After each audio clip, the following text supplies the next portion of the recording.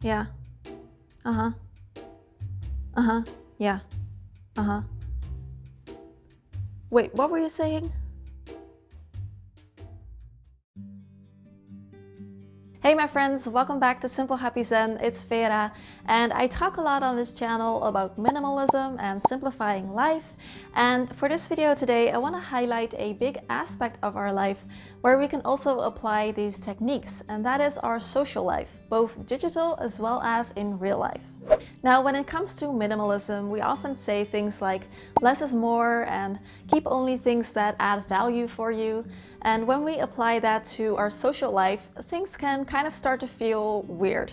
So for me, social minimalism is not about not going to parties or not having a lot of friends or a lot of different social contacts or just spending a lot of time alone, cutting out people. That's not it at all. This video is for those of you who sometimes feel overwhelmed in the social department.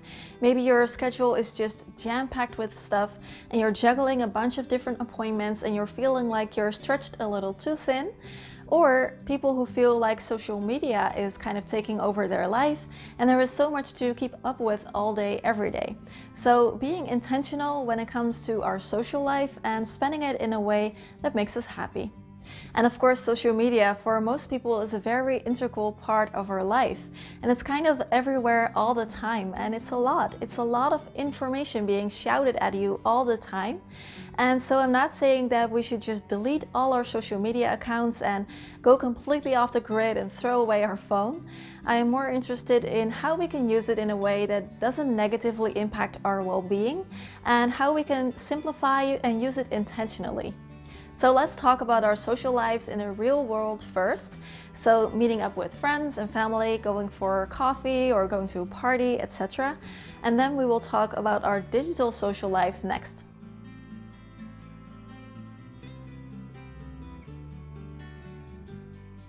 In the process of simplifying my life, I have found that there are three things that just have so much value, even more than I used to realize before living a minimalist lifestyle. And that is money, space, and time. And especially that last one is crucial for me. How do I want to spend my time?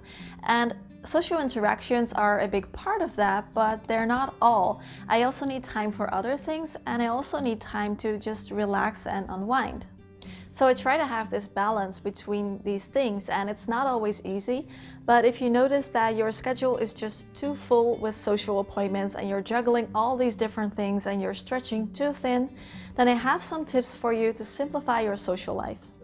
The first is a way to kind of sift through all that social stuff and find the things that truly spark joy for you and that add value to your happiness.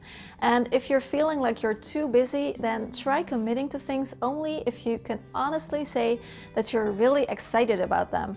And if you're more like, meh, or kind of doing it because it makes you feel guilty not to, or because you think it's expected of you, then try saying no. Another thing you can do is block some free time in your calendar and kind of take it seriously and try not to schedule anything else during that time.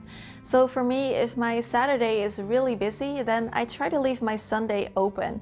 And you can also just do a few hours here and there. It doesn't have to be an entire day, or just 1 hour if you're a really busy person. But try not to schedule anything else during that time, so you're free to do whatever it is you want to do at that time. And lastly, know when you're experiencing FOMO, fear of missing out. There is so much to do, so much to see and experience, and we're afraid of missing out on stuff. So let's say that you are invited somewhere, maybe like an outing with a few colleagues, then we don't want to say no because we are scared of missing out. We don't want to see that picture on Instagram of them having a good time or what seems like a good time anyway, and we weren't there. But you know what? It is impossible to do everything. There's just not enough time in our day. So let's say that you are invited to a barbecue and you kind of dislike barbecues, like me, then it is okay to sit that one out. You won't miss the time of your life. You don't have to do it all. Some things are just not your thing, and that's okay. So if you notice that you're only saying yes to things because of FOMO, then try saying no.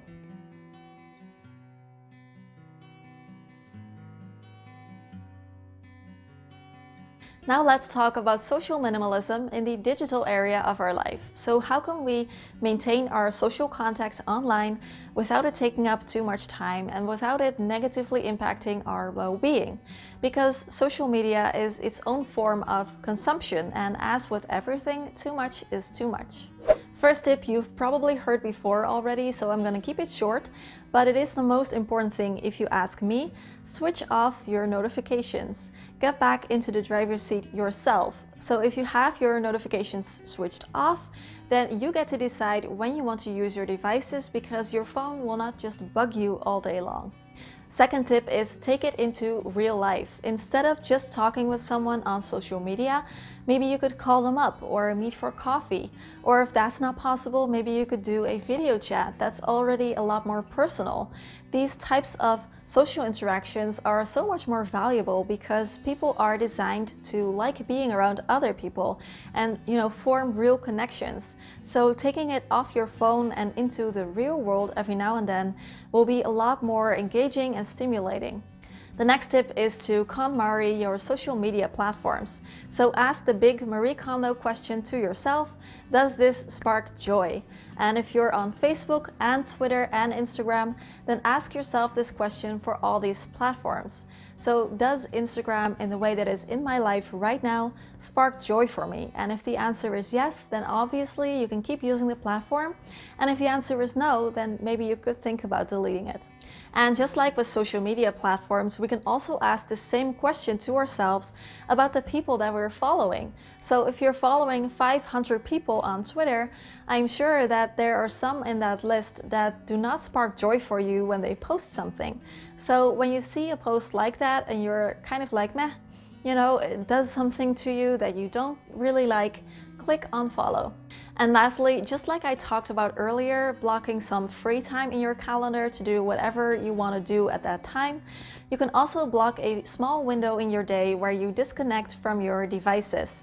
So I always do this at least 1 or 2 hours before going to bed and 1 hour after waking up. Just place your phone somewhere away in a drawer or in another room and disconnect for a while. Watch this video to declutter your life and watch this video to simplify your life even more. If you want to subscribe to the channel, click here for weekly videos just like this one. And if the video helped you out, please help me out by giving it a thumbs up.